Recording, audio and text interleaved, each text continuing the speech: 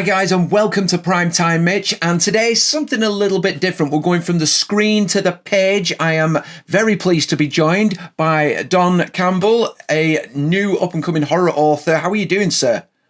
I am doing very well. Thank you for having me on the show, Mitch. Oh, it's a pleasure. I like to change things up a little bit from time to time.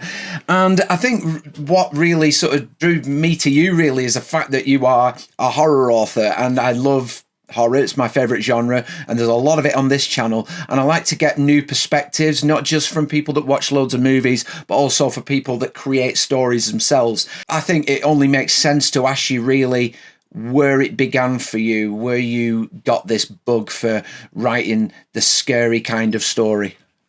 Right, yeah. So I grew up in a house where I was never limited on what I was allowed to watch. I'm assuming the same as you. So when I saw your account on Instagram and it was Primetime Mitch, like that was my Xbox 360 name handle without the Mitch.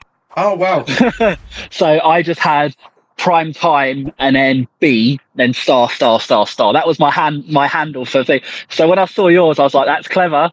I like that. And I can say welcome to as well. Every time I'm quoting him. Yeah. And that's it. So it was so seeing that was quite exciting.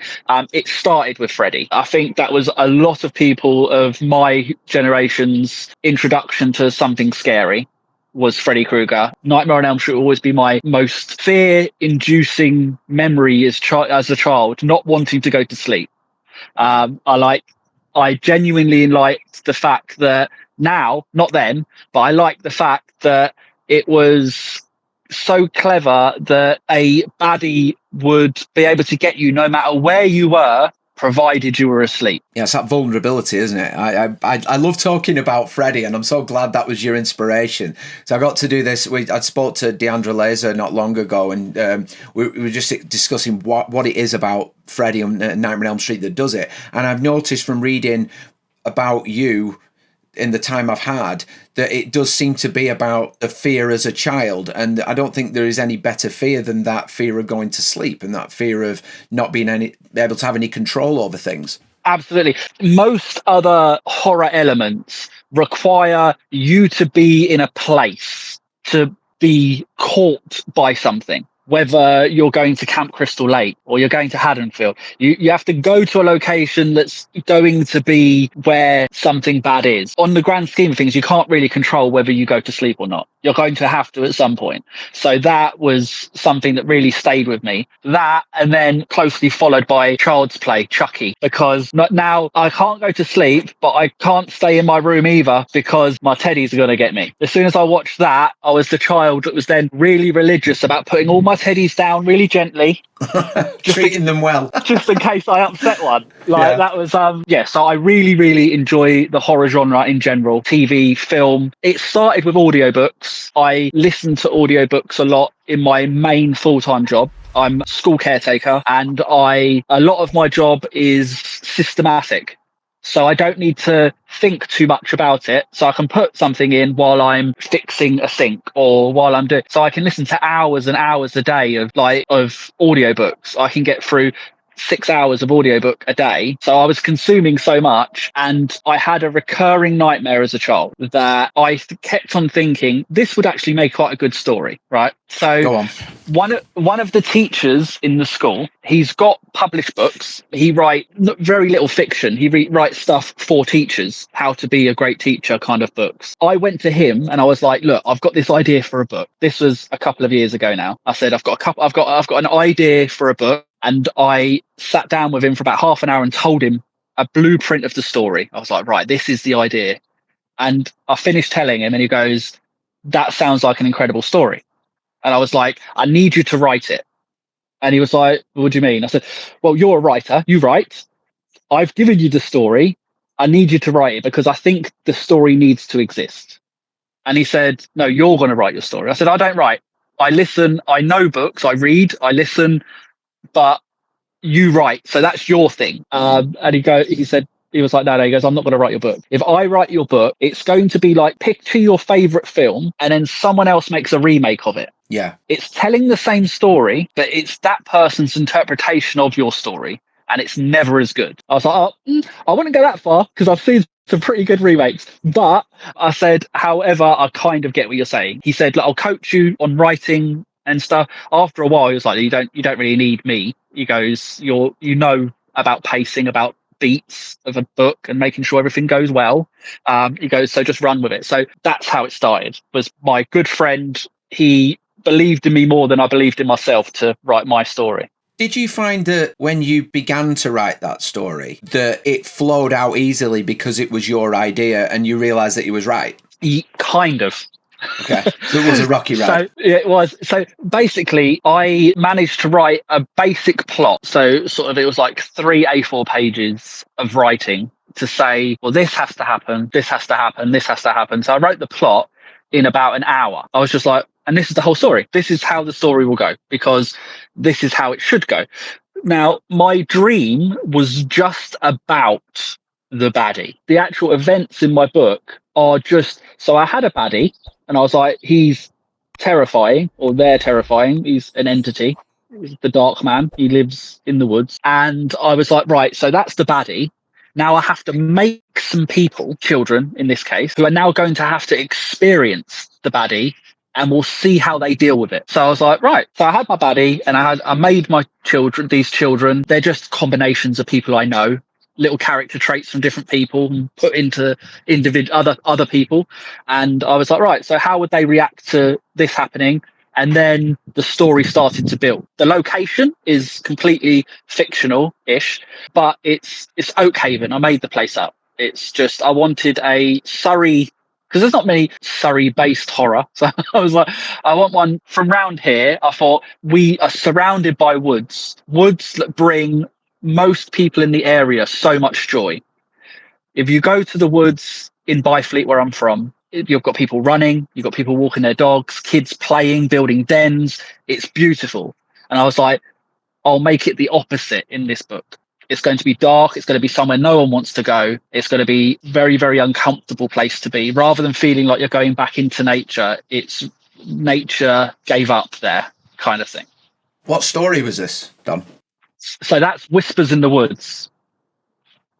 That's my novel that I released July 21st, I want to say. That wasn't the first book that I released because I was writing it. I hadn't had the recurring nightmare for about 5 years, but my whole childhood I had it almost daily of this character, and it stopped. Then I came up with the idea of writing the book. So I started to write the book again, and as I was writing it, the nightmares started to happen again. So I was like, I'm bloody inviting him back, aren't I? That's a bit Wes Craven's New Nightmare-ish, that, isn't it? Yeah, yeah, exactly. I was like, I'm kind of inviting him back into my mind. And I spoke to a different friend, and I was like, I want to write because now I've got this writing bug. It's so fun to get ideas down on a page. And this friend, he's very creative. He said, he goes, well, what you should do is you should write a different story alongside it, or some short stories alongside it, just to distract you from the main story, but it keeps the muscles moving. Yeah. I was like, okay. So I started writing initially very silly short stories. Like, I don't know, you're very filmy. So like a recent, thing I can compare it to, like Stephen King's Monkey. The Monkey. I knew you were going to say that for some reason. Yeah. Like, it's dumb. And if you've ever read the short story, it's such a stupid story. It's like scary monkey. It's not even anywhere near his best work, but they made it into a movie. But like, it's such a stupid idea, but it was fun to read. And that's what I thought. I'll make some fun, silly ideas and just write little short stories. And then I started sending them to my friends because I thought they would find them funny. So initially I'd written probably about 3 or 4, and I sent them out to different friends for them to read. And like, I would get like, that's actually quite funny. I showed my wife and she was like, what are you going to do with these? I was like, oh, these are for the bin. These are like, literally, these are just stupid ideas that I just wanted to get out my head. Like, one of them, slight spoiler alert if someone is, but it's not terrible. Like, one of my stories was about a leprechaun on a council estate. I'm trying to put the two together in my head. It's this unusual. Is how daft it. Yeah, this is how daft it was. So I used to live in Isleworth, which is next to a place called Brentford. And in Brentford, there is a estate, and it's called the Green Dragon Council Estate. And I remember thinking to myself, that sounds like it belongs in Ireland.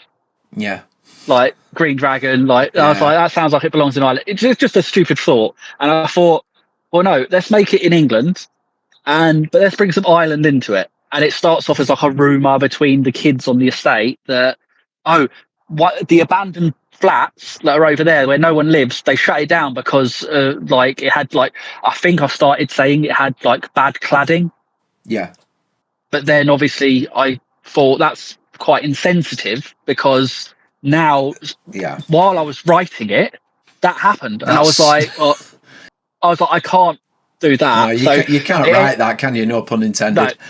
No. So I was like, I'll peel that back, and it'll be a different problem. But the flats are now derelict, and they said, there used to be some yardies that lived on that tower block, and they had loads of gold, and it's in a bucket in the kitchen of one of the flats. They go, well, let's go and see if we can find it. And they go up, and it's not a bucket, it's a crock of gold. And it's not the yardies that left it there, it's the leprechaun. And they're like, well, we'll just take a bit and run off. So they went and done a little bit of theft. And it's the outcome of them stealing from the leprechaun that... I like that. Bringing the urban sort of atmosphere into what is essentially quite an age-old tale, isn't it? Yeah, exactly. And I was deliberately descriptive about when they're walking up the corridors, like the stairs, it smelled of urine and fried chicken. Because this is memories, really visceral memories when I used to live on council estates. And it was just everything, the hallways always smelled like wee. Do you know what I mean? Someone would always.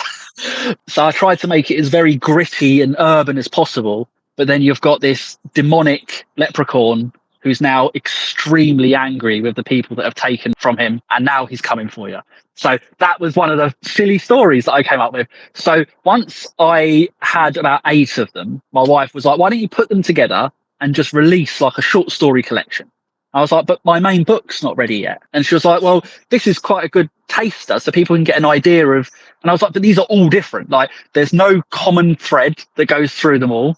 And I was like, it's like I've just plucked things from different areas of my brain, that's growing, I'll take that, that's growing. And then that's where Midnight Harvest came from, because it's the harvest of all the weird ideas that I had put in. So if someone was to pick up the book Midnight Harvest, it's got a collection of 8 short stories. Each one is completely different, and each one I tried my best to enter a different element of people's fear. So some of them they're a little bit body horror-y, so it's a bit gross, and it's a bit horrible to read. Yeah. Some of them are just really psychologically messed up. Most of them are just, I wonder what would happen if.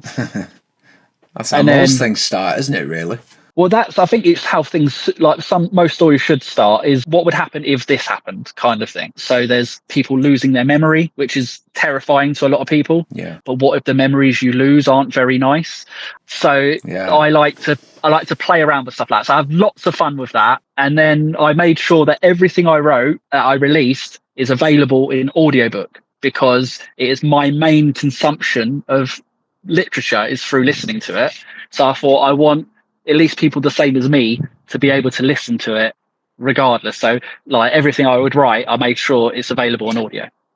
I want to ask you about that in a minute, actually, because there's something I'm interested in regarding that. I want to, just before I go to that, are you a fan of sort of anthologies and things? Because I've got Clive Barker's Books of Blood and that, and it's somewhere in there, and I've got halfway through it. I need to finish it, but I do tend to love in film when they do short stories and move on, it's like an advent calendar. Each day is a different story. Are you a fan of that structure? Absolutely. So my idea is, even my short story collection, the Midnight Harvest, it's no story is more than sort of 6 pages long. So you can read the whole thing in a night, or you can read a little bit. I wouldn't say just before bed, probably best not, but you could read a little section and read one little story. It will take you 20 minutes and then that's the story down. Or you could just binge it and go through the whole thing. But yeah, I love that format. Most short stories that I listen to end up being almost novellas. They're quite long. And I was like, it's not bite size. It's not quickly digestible short stories. And I'll wait until we get there, but I'm quite excited about a future project that I'll tell you in a bit. Course. I mean, the other question I wanted to ask, because you touched on it there, is I find it interesting that you would insist that it become an audio book. How much more effective, or is it more effective to hear it with a descriptive voice, a very sort of a voice with character, than it is to read it on a page and hear it in your head? What's more effective, do you think? So I feel that they both have benefits. So both ways have benefits. Now, I was approached once, it's sort of away from the audio, but you'll get where I'm going. I was approached once by a illustrator who said, can I do illustrations for your book? And I said, I don't want illustrations. And they were like, oh, it will enhance the book. I said, but I'm taking the right of the reader to make the character by putting a picture in. Yeah. If I put a photo in, you can no longer know what Tommy looks like in your head. I've shown you what he looks like. There's no imagination. The bad guys in books, you will, especially someone like yourself who's like a big horror fan, you will make a scarier version of my monster than any illustrator can make up on a piece of paper, because your head has processed hours and hours of scary, and then you're going to slap a little bit of fear on top. So you are going to be like the same as me. In my imagination, everything is scarier than if someone showed me a picture of it. I'll be like, okay, yeah, that's a cool picture. Yeah. Like in my mind, it's scarier than that. Where I think an audiobook, back to subject, if someone's doing the voices and stuff, I think it's easier to digest, but I think it removes the ability of the consumer to have a right to making it their own in their head. Because as soon as someone takes my book, whether they download it or whether they buy it, as soon as they've got it, it belongs to them now. It was written by me, but it's your book, and it's going to be your interpretation that's going to make that book come alive. It's your interpretation of it. Yeah. I can only guide you to what I see, and if we come up with the same thing, the amount of times that I've went to like talked about someone else's book, and I'm like, oh, well, that was scary, and they're like, oh yeah, because of this, and I'm like, I didn't even notice that. I was thinking about this, and so we're watching a different film in our head. Yeah. Yeah, it's a bit like poetry, I suppose. You put the groundwork in, and then it's up to you to tell me what it does for you and what you picture from it. And some people come away with like a really deep and meaningful meaning to stuff I've written, and I'm like, I just thought it was gross. like I was talking about his eye suspended by the optic nerve swinging on his cheek, because I thought it was gross. I didn't write it to have anything to do with the fact that it shows turning a blind eye in society. I didn't put that meaning in it, but some people have pulled that out of it. And if you pull it, that's fine. I admire your honesty. You could easily say that's exactly what I meant. That was my plan all along, but you are honest about it. I've got to say that's impressive. I should probably blag it a bit just to make myself sound a bit more. That my strong suit isn't deep and meaningful. Like my storyline aren't deep. I will deliberately tap into natural fears and the human condition and make sure that people feel uncomfortable. But my what I would say is my main strength in writing is to describe something vividly enough that you should be able to feel what I'm trying to tell you.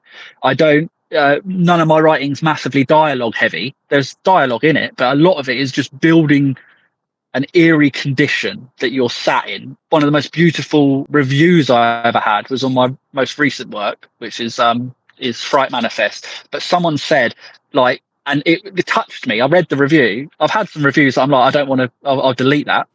Yeah. But the review said, Don Campbell doesn't just give you a plane full of strangers. Yeah. He takes you onto the plane and straps you in. You can smell the recycled air. I was like, wow, because that's exactly what I try and do. I just try and make it so you are in there, you're involved in it. That was a beautiful review I read, and I was like, you know what? I would pay her to write my reviews. Well, I had that noted down. I was going to ask you about that because I was going to ask you. You sort of segued me perfectly there. But when you read something like that, is that kind of job done? It definitely brings a very primal joy. What I was trying to do has been received. That's a beautiful thing. But what I was also warned about, I was told by someone that don't take any review seriously. Like, don't take them personally, I think is the word, his wording actually. Even if it's really nice, don't let that consume you, because someone saying all these beautiful things will give you almost like a false ego because someone said something nice. And if you're going to take all the nice ones really seriously, then you also have to be hurt by the ones that say, I almost didn't finish this. It's like, so to be fair, if I was going to take that nice review and live off of that, when someone says something horrible, I should really be dying by that sword. Yeah. It's a hard one, but yes, it's nice to know when you try to do something, you're trying to put across a certain element, people pick it up the way you put it down rather than misunderstanding it. I think it's very similar the way you talk then about the contrasting reviews. It's the same with why I do this. I mean, one person's trash is another person's treasure. You know, everybody has an opinion. That's the brilliant thing about any kind of literature or entertainment, any film or anything like that, is that we all have something for each other. It's almost like if it's a bad review, at least it's a review. And at least it's been noticed. And do you think like that? Do you have to sort of block out and forget that it's negative for a minute and just go, they've looked at my stuff?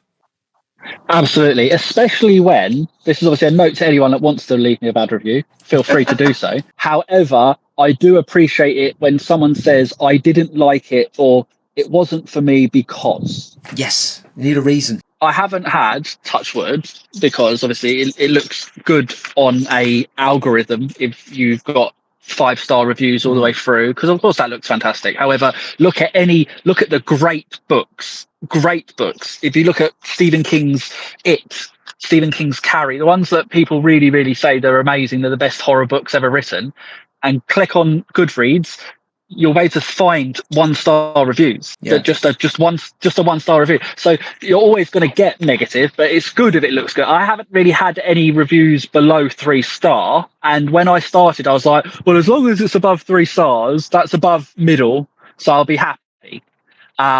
But then when I released Midnight Harvest and all the reviews that came in were 5-star, 5-star, 5-star, I started to get not arrogant, but just like, this is a 5-star book. This is a 5-star book. And then someone left a 4-star review. I was like, yeah. What? How dare you leave me a 4-star review? And then I looked at the review. I was like, it's got some valid points.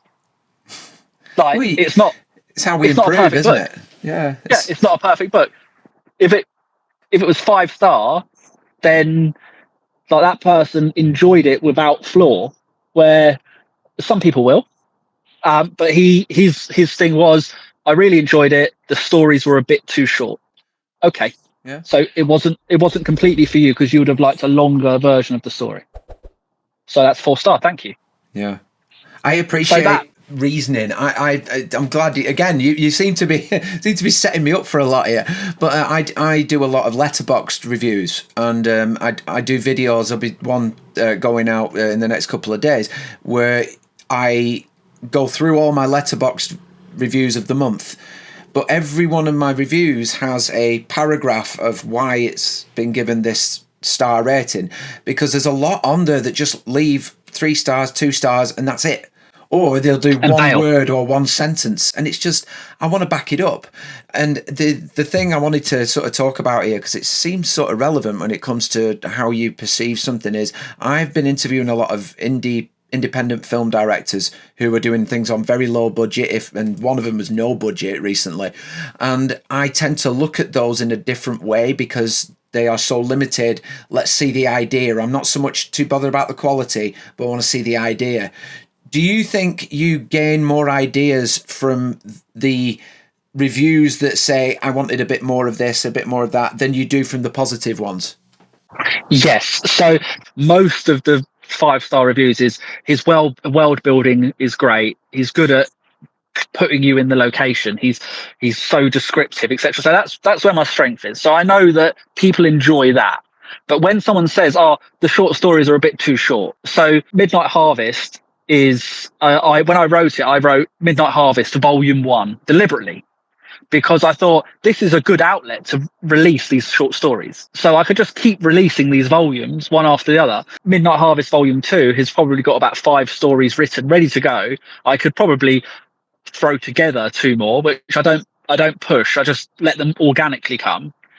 But I've deliberately added in some that are 20 pages long. The short stories are available. People can flick through and see how long each one is. And then they can go, "Oh, I fancy a longer one." So the people that were like, the stories are too short, well, you've got a couple of longer ones in there. So yes, the feedback is fantastic, because all of the stories I write, even my short stories, I could expand, but I don't want to inflate. Because like, if I don't need to give, like, in 6 pages, there's only so much I can build on a character. In my novel, it's character focused. It's all about the children. It's all about the people in the thing that are the main entity in the book. They're the main focus is the people. In my short stories, it's what is happening, and these people, they could be anyone, and I've just thrown them in the situation. I haven't developed them a lot. I've just let the average person go through this terrible ordeal and see how they come out the other side. Sometimes it's the person ends up being quite a nice character, and I'm like, oh, I wish I didn't throw them away in a short story like this. I could have, but then there's no reason that Derek from this story can't become Darren in a different story, but that's a different person because he has a different name. But I can take all the qualities that I was enjoying in the short story and put it over. But yeah, so I think some stories, they could be longer, but I don't want to inflate a story for the sake of a word count. No, that makes sense, because there's no feeling in doing it in that way, is there? I imagine. I could probably talk about how often the lady that buried the bodies in the back garden spent watering her flowers every Wednesday and Thursday, and then she went to bingo, and then I could make the story longer, but really it was quite a lot of effort to make it short. Yeah. I cut so much. Well, I quite like as well the fact that you've got a title there that can expand to different volumes. Like Midnight Harvest is your thing. I'm trying to compare it in a sense. Say on my channel, I will have a theme, a playlist, a theme. Like I have Class 6, which is all the old movies from the 50s and 60s, and you can go through the list and pick which ones you're more interested in. And just having that name there, it's almost like a patent without, the licensing. I like having that. Like Goosebumps. Yes, like that. Like, because no one goes R.L. Stein book. They'll be like, the Goosebumps book. Yeah. Because you kind of know what you're going to get. You know how it's going to be written. You know roughly how long it's going to be. And you know that you can hand it to a 12-year-old and they'll enjoy it and be a little bit scared. Like, that's fine. Like, and it just gives you a bit of comfort knowing you kind of know what you're going to get. It'll be, obviously, that the stories are wildly different. I've got some of the stories are made in diary entries, so they're like you're reading someone's diary. Some of them are from first person. Some of them are like, I've tried to make it very different to read each story. Varied. Yeah. Just to make it interesting. Tell me about Fright Manifest. So, Fright Manifest. I feel that I'm a bit of a loser in the way that I enjoy really, really over the top horror films a lot of the time. Like so I like the classics, Freddy Krueger, I like, Jason Voorhees, I like Michael Myers, I like all the classics, but stuff like Final Destination. Where it's just bonkers. It's just bonkers, and it's just needlessly aggressive and it's funny. Like it's funny because of how over the top it is. Yeah. So one of my reviews for it was it's Final Destination but in the air. Okay. It's like basically the idea of the story is just to give you a ballpark. It's like, so it's a red eye from London to New York. They're getting on a plane. They go into the terminal where they're sat in departures lounge, and it starts. There's a group of people waiting in the departures lounge. The flight is nowhere near at capacity. It's just a handful of people are getting on this plane. It starts off with the most annoying Instagram influencer type woman who's like, "Hey guys, welcome to my channel," and she's mocking the other people waiting in the at the airport. She's like, "Look at this guy. Oh look, and there's a and she's just over the top. Yeah. She's infuriating. I wrote her everything I hated about that kind of energy is her. That's what I did. I put her. So there's her, and she kind of introduces you to the characters because she's doing live. That's quite clever.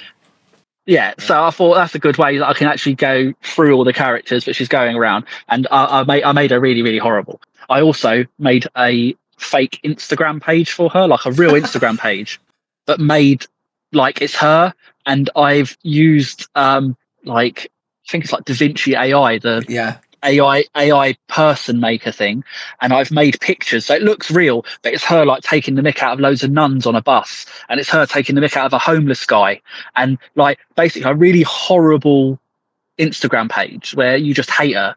One of the last pictures is her taking a selfie at Terminal 3 with like holding the camera up, and one of the characters from the book is sat on a chair behind her, and in the story she takes that same selfie, so you can see the selfie that she took. The Instagram page isn't fully together, but I was also going to put a OnlyFans link in her bio, and when people click on it, it takes you to my Amazon page to buy my book. Brilliant. Hats off to you on that one. So I was like, so it would read like a OnlyFans link, but it would just be because that's the wording that I've chose as the tag, but it's just a link to my Amazon page. So I thought that would be quite fun. But yeah, so the story is basically a group of people, they get on a plane. Before long, they're on the plane, someone dies. They just drop dead. And it's like, oh my God, what do we do? Do we turn around? Do we go back? Can we basically, I looked up what the procedures would be on an aircraft if someone passed away. And a lot of the time it's we have to, like, depending on where you are, would determine what you do next. Anyway, so I was looking into all that, and then someone else dies, and then someone else dies, and they're panicking. They're like, literally, people are dropping like flies. They're talking to ground control. Ground control are trying to work out a plan for them. They're panicking. They're like, what are they dying of? And they're dying horribly. Like, there's just horrible stuff going on. Yeah. And then they lose ground control. They can't radio through to ground control. They've lost all optics on their dash of their plane. The plane's flying, but they don't know where. And then suddenly the windows are black. They can't see out. They can feel the plane is moving, but there's no visual. They can't see anything. And the deaths continue. But as the deaths continue, it jumps back and forth from the plane to ground control. And ground control are looking into the people on the plane to try and work out what's going on, to try and work out if there must be a killer on the plane. Yeah.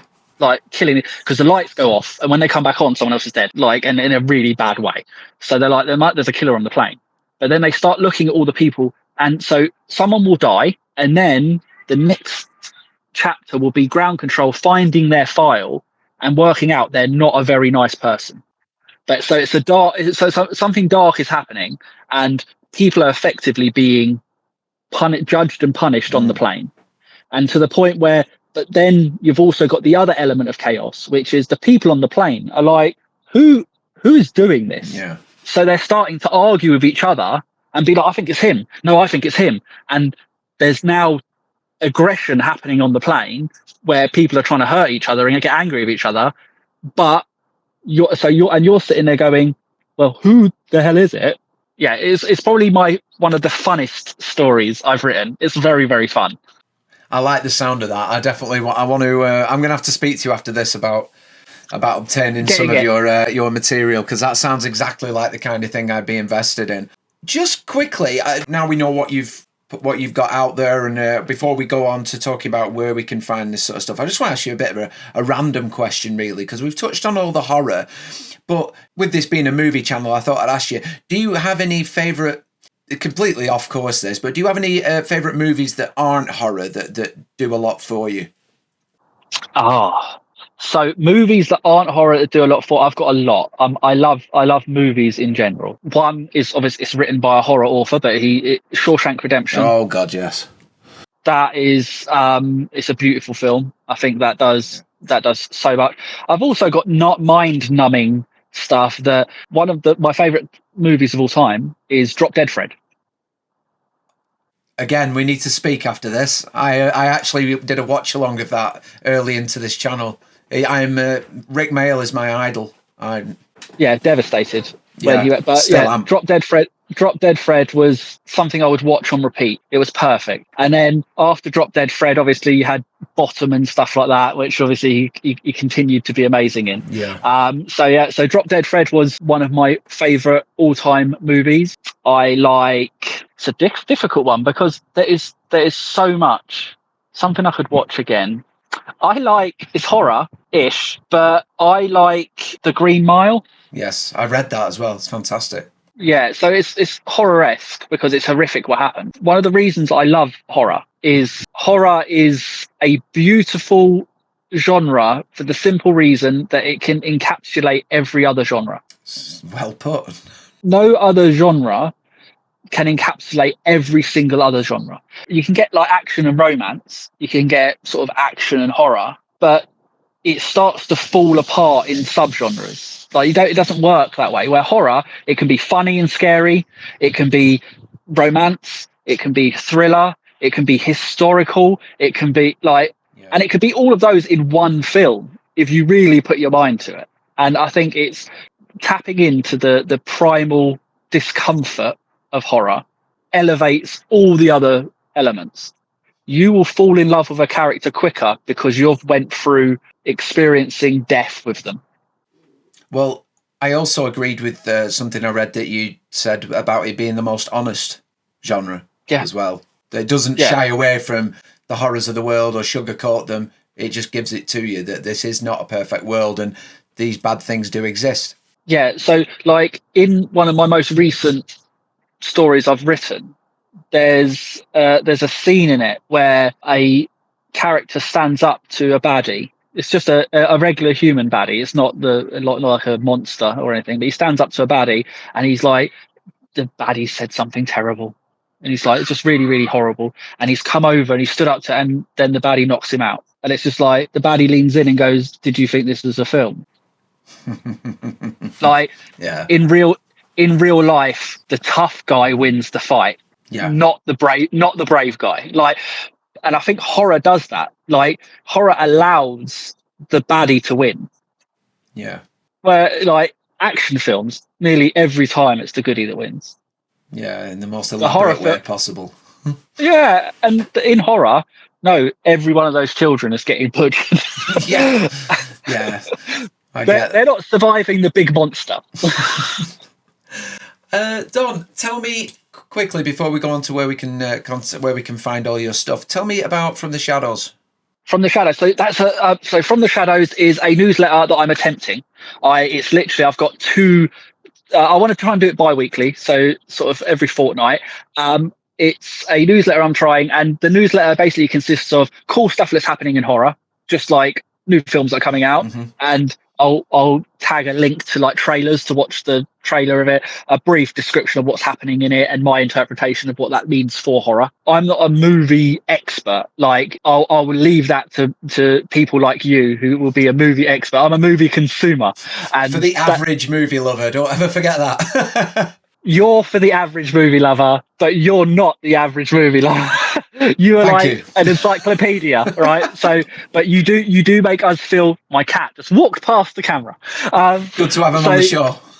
That's it. I do my best of explaining how I feel about the horror genre, and then I'll do upcoming events, and it's got a bit of what I'm doing currently. I'll release little sneaky insights of my next projects a little bit before I'll drop it on an Instagram. People that just follow me on Instagram are still going to find out the information. They'll probably just find it a couple of weeks later. It's not monetized. I'm not looking to make money from it. It was just another outlet, a creative outlet for me to talk about what a beautiful thing horror is. That's great. And what I will do as well, obviously following this, I will share that about as well each time it goes out, because I think the more news we get like that, and the more opinions we get, and the more sort of avenues we can go down for horror is the better. You know, you can never have too much of it, I don't think. But do close with telling us where we can find your material, where we can find your books, and how we can contact you on social media if we want to look at what you're doing. Fantastic. Yeah. So the main thing you could do is if you followed me on Instagram, which is Don_Campbell_author. I'm verified, so I've got a blue tick, so you'll know you're actually messaging me. Not that anyone would even try and impersonate me at this point.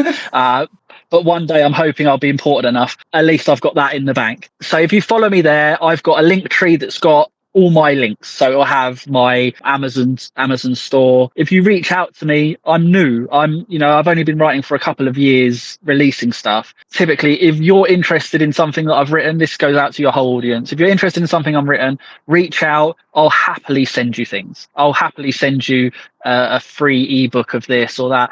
I'm not really concerned about becoming a millionaire off of my books. I just want people to read what I've written and enjoy it and be like, oh, that was well done, or that wasn't well done, whatever you want to feel. But I just want people to be able to get easy, low barrier to entry to my writing. I was going to give away my short stories. They were just fun to write. And it's not like if I give you a copy of Midnight Harvest, if I send you an ebook of it, it's not like I no longer have the ebook.